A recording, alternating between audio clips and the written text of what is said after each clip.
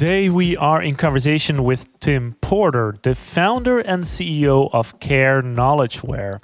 Before founding Kare, Tim was at companies like Shazam, Apple, and Google. So he's got great stories to tell. And even though we have a quick chat about his journey from Shazam to the iTunes Store to the Google Play Store, we primarily focus on Kare. So he came up with the idea when he noticed how difficult it is for organizations to give access to large amounts of information, whether it's for customers or employees. Companies have a lot of data and information, and when somebody has a question, then the answer is probably already out there. So how do you find it? You use cognitive automation. You need a simple way to understand the questions and then a conversational system that helps leverage the information that you already have. So Kare helps you turn information into knowledge that you can then use in that conversation. Kare is currently 3 times better at solving customer issues, 3 times. So let's figure out how that's done. I very much enjoyed this conversation with Tim, and I know you will too. And off we go. It's good to see you, Tim. Cool. Great to see you too. Yeah, thanks for doing this, and very excited about this and learn a bit about, Kare with a K, what you guys are doing and how it came to be. And before we start talking about all of that, I think it's good because there's so many people that everybody has their own path into this world of conversational AI, to learn a little bit about who you are and what your background is particularly and how you ended up founding this company. Great question. So I've been in technology, and thank you, by the way, for inviting me on before I dive into my potted history. But it's always great to talk about yourself a little bit, I guess. So my background's 19 years, probably almost 20 years now in technology. Very early days or very beginnings were with a company called Shazam, which is the mobile music service that was acquired by Apple maybe 3 or 4 years ago now. Like you click a button and it tells you which song you're listening to, right? Yeah, you hold your phone out and it tells you what you're listening to. But back in the early days, there were no smartphones. So it was all IVR and SMS and reverse bill SMS at that. So it was all a bit on your Nokia 6210, Really? So it was quite magical when we first launched it. And we were there. I was there when there was about 8 people plus the founders. Really loved the experience. Founders inspirational. Really kind of gave me the bug to create my own software in the future. But that was enjoyable. 4 years there. So Shazam was already, because I know it as I got a smartphone, and it was like one of the first apps, I think, it was one of those, your phone could fart and you could listen to music and you could light a match on your first iPhone. But then I guess Shazam was already in a couple of years when those first smartphone apps. It was way before that. It was about 5 or 6 years before that. And it was really already acquired the millennium stuff. Was it already acquired by Apple before it was even in the App Store? No. Okay. No, it was one of the first apps to go in the App Store though. So when Apple had created the App Store, they were looking for interesting apps to push out there. And I don't know, it's making me sound old now, but some of the first apps that were on the phone, you may remember the fish, the koi carp that swam around. There was the beer that you could pour the beer out of the app and stuff like that. But Shazam was one of the first as well. It was one of the really most useful apps that was put on there. So that was really interesting. I'd left by then and I'd actually joined Apple. So I was at Apple after 4 years from Shazam, and I was part of the iTunes team, very early team in Europe when there were just a few people in Europe. We launched UK, France, and Germany for music and pushed out music for all the other countries in Europe. And then launched all the other content types as they came along for iTunes. We spent a lot of time growing it, and sort of everyone knows the story, right? It kind of grew and grew and grew. So that was a wild ride in itself, really fascinating seeing this change from sort of content that we were used to in a physical format through to digital content formats and the consumptions of that in different ways.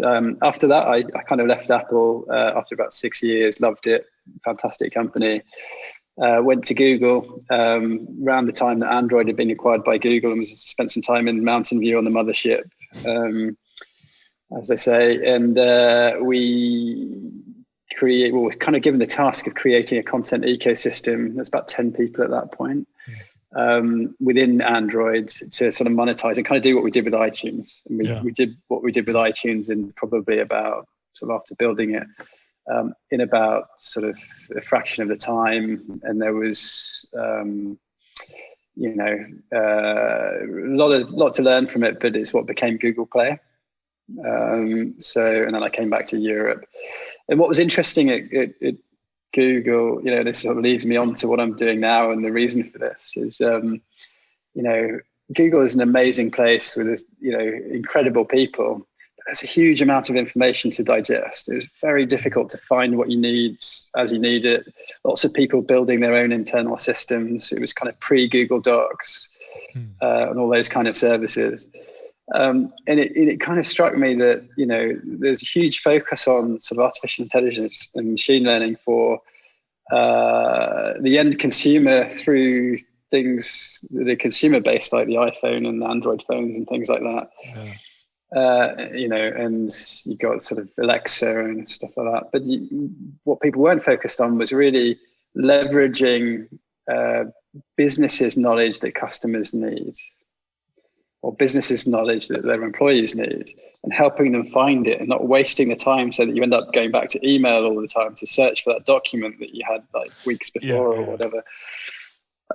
So that to me felt like a quite significant opportunity to really try and revolutionize the whole sort of knowledge space when it comes to business and products and services outside of the classic virtual assistants like the Siris and Alexas as we know them now.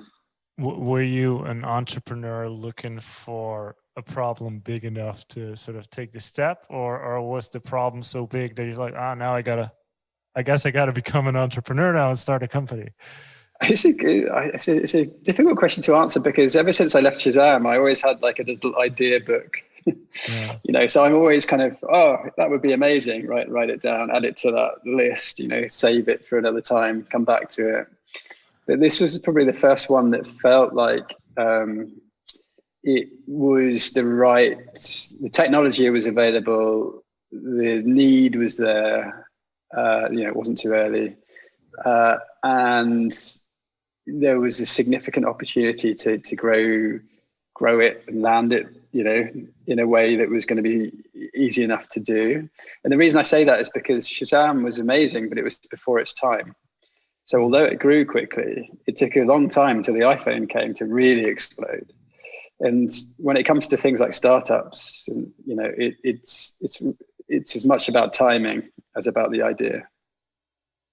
That makes a ton of sense. And I guess on that list of all these business ideas were lots of probably like music, content things of what to create, sort of the products you were working on, and then actually the problem behind the scenes was bigger than. So what kind of customers are then reaching out to you? What does that look like? Who's struggling? Is it every organization that grows to a certain size that has too much information, so they need to streamline that better, or who's reaching out to you, I guess? Well, what's interesting is that the solution that we came up with in the end was one that not only works really well for very small businesses, because it's so easy to get started out of the box compared to solutions that we'll talk about in a minute, which it typically tries to replace or works, in sync with. But also enterprise level, large, gigantic companies that are drowning in knowledge and finding it difficult and costly to stay on top of it and communicate it to their customers, whether that's with tons and tons of agents. We all know the challenges and the cost with that, but also trying to stay on top of things like bots or search that are really hard to scale, that have intents baked in, and you end up with a small army of people in the background trying to keep these things, in the air, just maintain them, just not go backwards.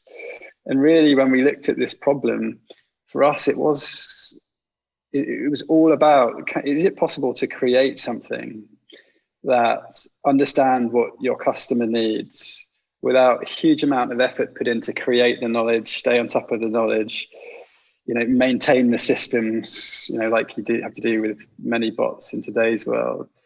But it all can also scale with you without much effort. So it can spot your new use cases as your product, your business, your customers, they all change and evolve over time, And so the challenge for us that we set ourselves was to create a system that could kind of do all these things to remove the effort at a fraction of the cost and be better. And be better. That's a big one. Yeah. And I guess then the philosophy is kind of with organizations, if you're that big and you have that much knowledge, whatever the question is, the answer is probably already out there. So how do we find it? How do we structure it? And how do we serve it to you? Is that a fair assessment? Yeah, I think it's a very fair assessment. I mean, with contact centers, all the answers are in the data, so you've got to kind of clean it up.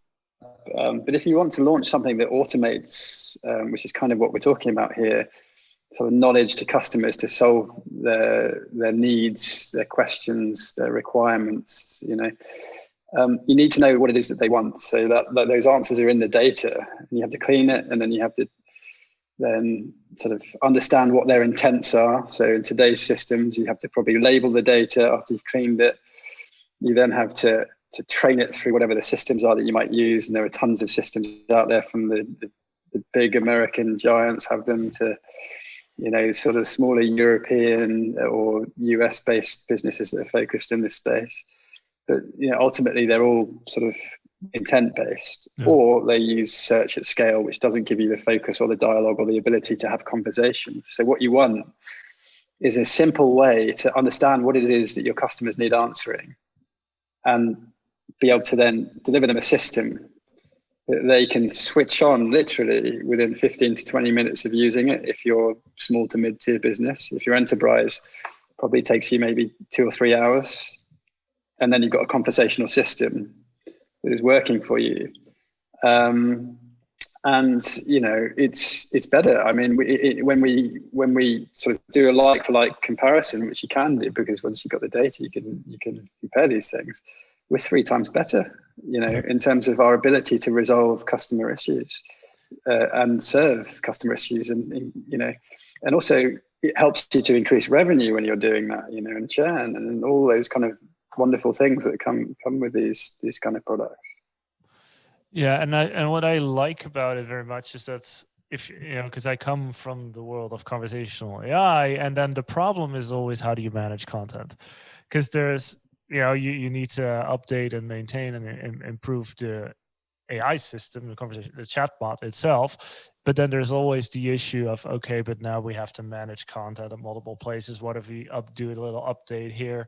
So it was always like, whoever solves the content problem in the world of chatbot is going to be very successful. But actually, what you've done is solve the content problem. And now it's actually fairly easy to just add a conversational interface to that and make it available to people in a natural way. Yeah, so you're right, and the challenge is in the content, right, and it's in the knowledge, because it's in everyone's heads, or it's in documents, or it's in like a CMS that's stuck away, somewhere, or it's in all these different places, and more than just one, at scale. So that was a big part of the solution, was to be able to kind of bridge those, and then be able to almost instantly pull answers from them, and then convert them into conversation without much effort. Yeah, and where everybody, and you mentioned this already, everybody's like figuring out what are the intents, then how do I build an intent structure? How do I get the data to train that? You're moving beyond intents as a whole. So what is that approach, and I know there's some stuff that's patented as well, so you probably won't tell us all about that. But how does this work? What are some of the things that we need to be thinking about? Because there is more and more companies using linguistic models to answer questions that are sort of like a third wave of conversational AI, where it's like intent structures. Now there's linguistic models. You're a combination of a whole bunch of things. I guess that's part here, because search would probably be a bit, if you scan such a vast knowledge base, like if I'm a big enterprise and I've connected all my data sources to the platform, search is probably a pretty big thing. So you want to have very good search there. And what is this?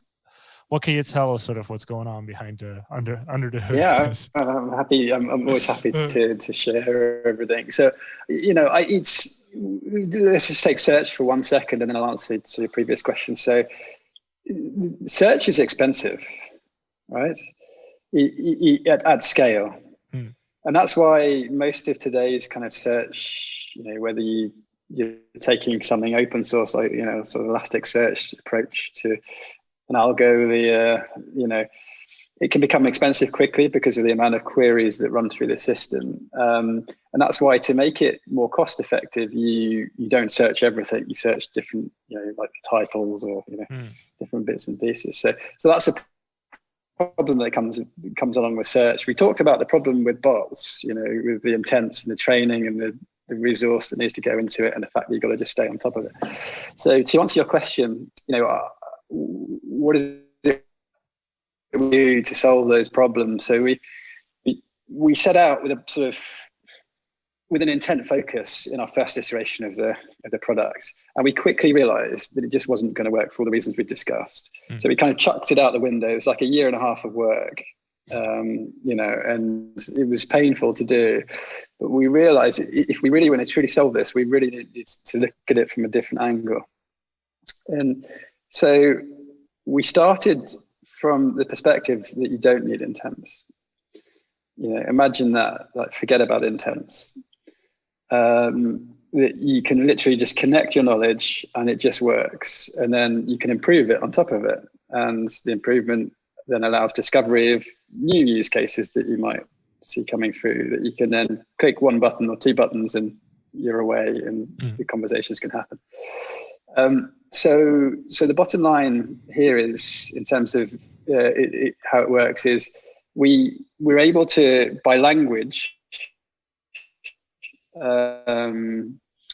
serve at any use case by the design of the technology that we created, basically.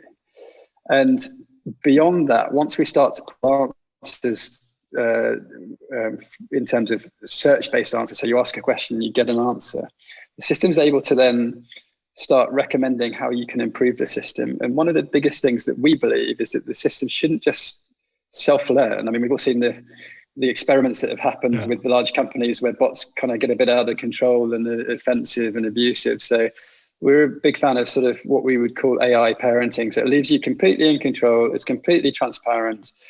The system asks a domain expert, whether that's a knowledge manager or a team of knowledge managers, to then approve the improvements or the suggestions that the system gives you. And then that immediately allows those contact points or those problems or use cases to be served. And would that domain expert, if you want to change something later, would they rewrite some of those phrases? Because I can imagine that you end up using a document that was written 5 years ago, and a lot of how we now want to talk, as from a brand perspective, might have changed. So can they then edit that, or is it just like, this is the answer? No, it's completely editable. So if they don't like what they see, they can go in through our dashboard and edit it. But what's really cool about it is it stays in touch with the original content. So as things change, or as the content changes, we can see that change, and then we can say within the system, look, this is broken. You need to update that if you're happy with the original content. If you've changed the original content, then don't worry, that's the hero rather than the slave. So we have this kind of hero versus slave concept in the content. And what you see is that can work really well for almost any medium, whether that's CMS systems all the way through to to a website. So we have a web crawler where you literally just put in the website URL. It'll crawl thousands, hundreds of thousands of pages if you need to. It doesn't matter the scale. And it will pull answers directly off the website. But you can combine that with PDFs and documents, and the system will understand all of that into one search space and allow you to ask questions immediately and then start making recommendations about what you can improve. Now, some people might not want to go live in that way, which is fine because you might not be happy with the content. So you could put it in an escalation mode to begin with, where it starts to make recommendations in the background while it's escalating to the agents, or working with your existing bot that you might have and staying in sync with your existing bots. And over time, it spots more things for you to be able to improve. Or can be completely in control and you just let it go and allow customers to ask questions. And it's typically, I mean, we did an analysis last week for a particular customer, and we found that this is an enterprise level customer that within 15 minutes of connecting it, it was basically twice as good as the existing search that they had in their contact center, basically in the customer portal. Wow. And that was within 15 minutes, and with 1.5 hours of improvement, it was all the way up to really significant coverage of being good. And the reason I'm not giving you specific numbers is because it is related to a specific customer, so I don't want to give away confidential information that the customers But yeah, so if I'm, let's say I am a online shop and I have shoes and other fashion products, clothes, I guess. I would deploy Kare with a K,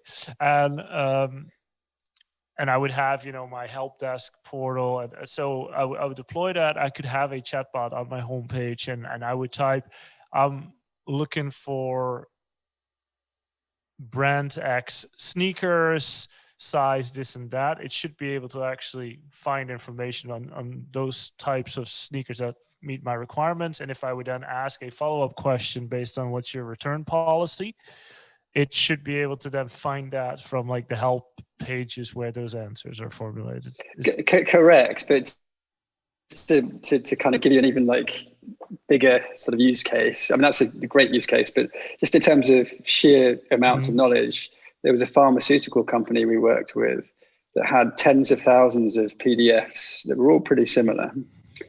And we were able to connect to that and allow sort of people, healthcare professionals, to ask questions on that corpus of knowledge that they previously couldn't because it was just so locked up and difficult to get out, and get the correct answers from it for combinations of vaccines versus ways to use it with different people, and sort of questions like that had taken prior to that days to track down the answer. That's brilliant. I'm feeling all of a sudden a use case pops into my head. If I have about 100 videos where I teach people how to write and design chatbots and train intent-based models, which I guess we don't have to anymore. If I would have transcripts of all those videos, we put that in there, within 5 minutes, we would have a chatbot, and I would ask, what's the discourse marker? And if it's explained somewhere in a transcript what the discourse marker is, it will probably give me an answer of what it is. So here's two cool things. So one is you can feed historic data in. We call it historic data, so that would be equivalent to that. So if you had agent, customer, chat transcripts, you can feed them into the system, and it will automatically go into the system and give you your corpus of knowledge straight away. Which is quite cool, but it also auto labels as well. So it will label everything based on what it thinks it should be. To your point, so not only can you ask questions across it, but from a pure analytics perspective, you've suddenly got an insight into a whole sizable group of information data that previously you'd probably have manually had to annotate in some shape or form, rather than being able to automate to kind of get to that point. Yeah, so a lot of It's like your total cost of ownership probably goes down a lot because so much more is automated. And then, but also if you look at what you're actually spending time on, usually it's like maintaining the system, and here it's just like doing so much more, and sort of because all the fundamentals are solved automatically, so you can really focus on creating value and having proper conversations, etc.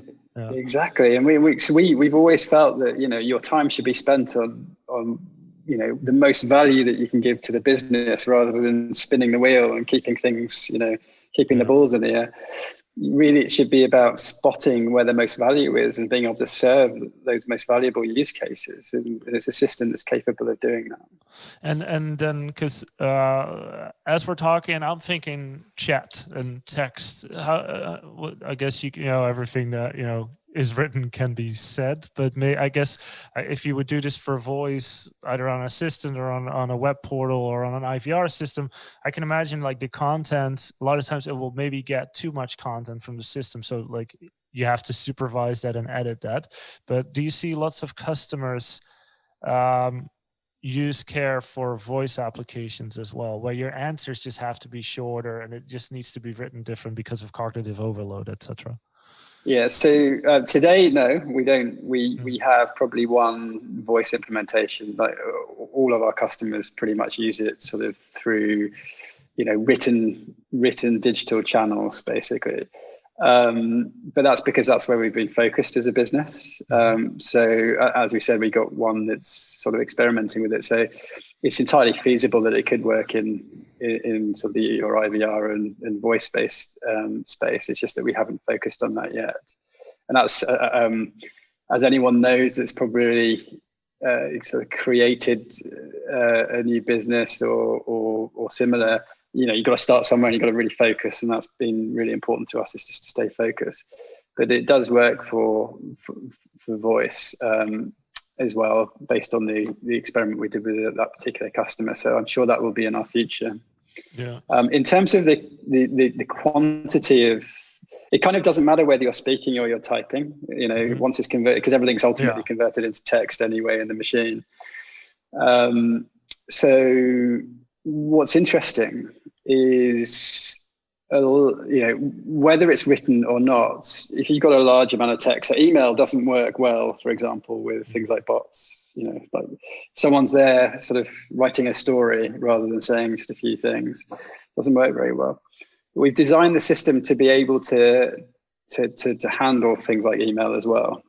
So we're able to take larger chunks of text and information, and we're able to spot where the questions are and split them, and then be able to push answers. So in a response we had with a customer last week where we literally did this, the system was able to take large chunks of text in the system, split it inside the system into what the different requests are, because in this particular email there were a few different requests, and return 3 answers, for example, with based on that one request. The other thing the system does just very quickly is, we were all probably used to dialogues and dialogue maps and things like that. So the system's able to suggest how you want to link answers together, and it also is able to jump to the right piece of the dialogue that might be relevant, rather than starting at the very beginning. A great example is like an IT help desk, for example. If you say my computer's broken, then you might be saying, well, what kind of computer, what operating system? And you have to go through this decision tree. But if you say, my Mac OS isn't working, it's able to jump straight to that without taking you through that decision tree. So it can spot the bits in the decision tree that are the most relevant for you. Yeah, and then with a lot of those answers, because you can split them up, get people to the right portion of it immediately. Does the system, if you would run it automatically, does it say like somebody asks a question, hey, that's great, this is the answer I found? Is it helping people find the right answer, or is it just really talking to people? It's like, this is the like a human would answer that question. Yes, it's a great question. So we've tried to stay agnostic to that. We don't kind of care how you want to do it. So the system is capable of you adding what we call chatter. So little colloquialisms that allow you to make it more friendly or give it a personality or whatever. But that the system itself is just like, it does whatever you want it to do. There's out of the box, you've got the UI, but there's also APIs. You can plumb it into however you want it and add a UI on it if you want to, user interface. But in terms of its chat and its personality, if you want it to have that, you can add that. A little bit more configuration, but it's fine. You can do that. But that, otherwise it will just, here's the answer to your question, or oh great, this answer's good, but maybe there's a process you want to go through, a workflow or something. I'll take you through that without giving you the sense it's got a personality. Yeah, and the so of the people now using this, because you can obviously give people access to this information that it feeds back through different interfaces. So you can have your chatbot widget on your website, but you can also just have a big, service center where you just type your question and you get the right answer. What's sort of the balance? Do you think like most of your customers are actually trying to create chatbots, or are they just whatever gets the right answer to the right people? It's a great, another good question. It's very interesting. There's a bit of a mixture out there, but what we find is that the majority have a problem in mind that they need to solve. And so like the idea of a bot quickly disappears once you're sort of in a conversation. And ultimately it's a case of, well, what's the best execution of this system to serve that or solve that set of problems? So in some cases we have at enterprise level, utility companies, for example, we have implementations where we not only do this service that looks a bit like a bot, there's also search, but there are also something we call contextual tooltips, which, because the system spots on user journeys where people sometimes fall off.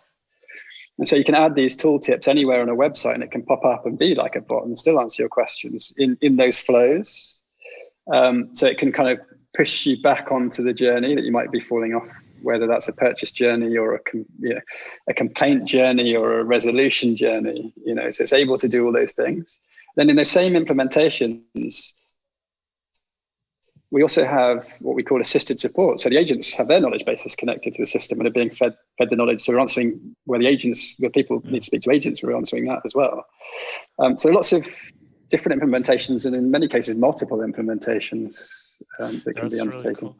Yeah, so as you were saying, is like a lot of, I guess, people in conversational AI, what they're trying to do is automate the conversations that you're having, where you guys are focused on getting the right knowledge that's already there to the questions that people have.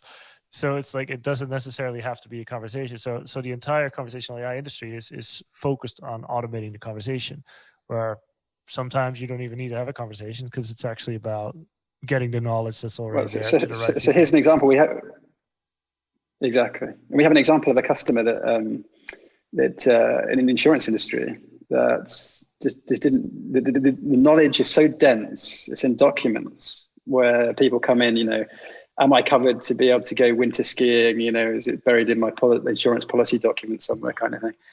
That instead of, we gave them the sort of API, and they created a UI where it literally pulls up a virtualized version of the document that's been pulled into the system, and it highlights the answers. It starts to give a bit of conversation in the side of that UI. So like the document slides into the screen, it shows you that. Got a bit of conversational area there where you can keep querying it, and then it kind of slides away. So you carry on with your conversation with the end customer. That's really cool. I'm trying to think, like we once did a project with a pharmaceutical company, and they also had the issue is like you have to present all the safety information at the same time because you can't withhold. So we also had to come up with a system with like where you are talking to a AI assistant, but then the AI assistant says, "Oh, here's the safety information," but it's like, yeah, if you would share that entire file, you have to, but it's gonna be unreadable and it's gonna ruin the entire experience. So it's like a problem like that where you have to refer to a different knowledge source, but also talk them through what's in there. It's like, hey, here's all the process, information. Yeah. Before we start, we just need to make sure you are, in the case of the vaccines, we had to do it with the healthcare professionals. Like, you have to certify and validate that you're a healthcare professional before the information is given. Yeah. So absolutely. That's really cool and really interesting. So we're getting to the end of our time here a little bit. So what I like, I guess, at the end of the day, so you have the domain experts working with the product, and you've told me before, 20 minutes a day. If you sort of log in, there's some new content, you go over it real quick, 20 minutes a day, and you're good to go. It doesn't even have to be that. You can just leave it and let it run, right? But if you want to stay on top of the new use cases, things that are new that are coming through, then log in 20 minutes, maybe 3 times a week, or 20 minutes a day, depending on how many customers you have, their volumes and all that kind of thing. And so it's really not much effort, and what you're doing is nothing technical. So you really don't have to be a data scientist, an engineer. You're just a domain expert. The knowledge, you're a knowledge manager or similar, and you can log in. And equally, on the flip side, not just new use cases. There might be use cases that are becoming more specific. And what I mean by that, you might start with something that's generalized question. I'm trying to think of a good example a question that could be split into two. I'll use the example I used before, just because I'm not feeling very creative today. But my laptop is broken, right? And you might have one answer saying, my laptop. If your laptop is broken, in one long list of stuff, right? Over time, the number of different utterances or questions that you might get for something like that will start to diverge if you've got a significant volume of customers, Mac OS to Windows to, Unix to types of computer. And so those people that have had to train intents will know that if the signal in the data is confused, you're going to get something poor. So crap in, crap out, basically. And so if you've got all these different questions, it becomes very hard to train something that gives you an accurate and good response. And actually, it might be better for the user to have something that's split as well. Yeah. And so what Kare with a K is able to do is identify when those utterances are starting to kind of sort of cross each other or diverge, and recommend that you actually split an answer and become more specific. And by that, it allows you to naturally kind of grow your knowledge base to serve your customers in the best way possible. That's really cool. That's really good. And now if we're looking at like what's next, sort of what you're going to be building, is it more, are you going to go deeper into finding knowledge, doing clever things like that, or is it more in terms of like the user experience, like the business user experience, or is it more the conversational experience for the end user? What do you think? So we have two. I probably shouldn't be saying this. My CTO will probably kill me for saying this afterwards and giving heads of products, giving away the trade secrets. But we got the two areas that we're really excited about moving forwards. One is on the voice side, as we sort of briefly discussed. So I don't really need to talk about that because we talked about it earlier. But the other is being more proactive. So imagine in a situation where we can predict what you're going to ask before you ask it. Yeah. And you might be scratching your head saying, how the hell is that possible? Or people might be figuring it out. But when you know the journey of the customer on a website or on a digital experience, you can start to figure out where they're going to start to churn, or where the issues are going to be, or what the issue they might be approaching you for, because you know what page they're on, you know what page they've come from, those kind of things. So the next sort of big thing for us is to be more proactive, where when you get to a particular page, we can say something like, hey, great to see you here. Is it this that you were looking for? Or is it this you needed? So you don't have to go through the effort of trying to figure out what to say. And that could be personalized over time as well. Imagine if you recognize people, then if you already the system is capable of creating cohorts, so we can see if you're logged in or not, all those kind of scenarios, So So it can be tailored, and you can create these kind of campaign-focused funnels or contact center-focused funnels within the system. Yeah. So yeah, absolutely. To what you're saying, you can literally change it based on who it is as well and their past history. Yeah. So the sneakers that I just bought for my fictitious company, I show up the next day. I probably have a question about the shoes that I ordered the day before, and then you can proactively already help me there. That is really cool. Yep. Thank you so much. We are all out of time. So people that, because I guess there's lots of people now that want to talk to you, find you, reach out, get demos, become customers, or at least know more. How do they reach out to you? So you can reach out to me directly. I'm always happy for people to contact me. I have absolutely no problems with that. So through my email, tim@karehq.com. And Kare is with? A K. Thank you so much for doing this. It's my pleasure. Really Thank you for inviting me. No, happy to have you here. And for me, it's great to learn more about what you guys are doing. And I know that I know quite a few customers that we have that you could provide a lot of value to. So that's really exciting. So thank you for doing this, and we'll be in touch. Excellent. Thank you very much. Hey there, you made it to the end. Congratulations. I really appreciate that. I know you're busy, so you've listened to a full episode, so congrats on you. Great job. So now what should we talk about? No, I'm just kidding. First of all, thanks. Second of all, if you want to learn more about Conversation Design Institute, I highly recommend that you go to the website conversationdesigninstitute.com, and there you can sign up for a free account and start your learning journey. So you can learn about, AI training, conversation design, conversational copywriting. There's lots of technology courses. So now that you've gathered these technology agnostic skills, what are you going to do next? Are you going to learn about Allen App, Qbox, Rasa, Cognigy? We have all these different technology courses as well. So there's a whole portfolio. So I recommend, going there, creating a free account, watching a few videos. If that's enough for you, great. If you want more, you can just enroll and become a certified professional. These courses are really good if you are, an individual designer, writer that wants to learn about conversational AI.